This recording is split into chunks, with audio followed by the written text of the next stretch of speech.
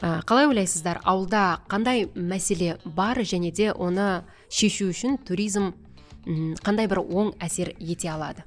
Ауылдық туризммен айналысып жатқан компаниялар жоқ. Бүтін адам үйіңе бір жолаушы келсе, оны бір құдаңдай күтесің, оны асты үстінен түсіп.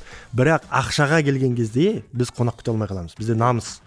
Қазіргі жастар түсіне білу керек, ауылға барса да осынша ақша таба алатынын, қаражат таба алатынын.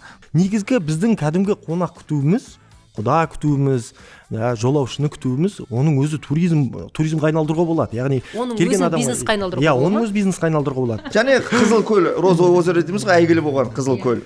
Бәрі бітті дейді. Енді жаман қылды, бірақ оны біз ашып, біз халыққа көрсеткен біз апарып көрсеткенбіз, бізге халық қарғысын талай айтты сол үшін. Қазірге біз туркомпаниядан сұрасақ, туркомпания айтады, мен ауылға келсем, ол жерде дұрыс ұсыныс жоқ дейді. Ал ауыл айтады, мына жаққа мен қазір қалай істеймін, оны туркомпания келіп жатқан жоқ дейді.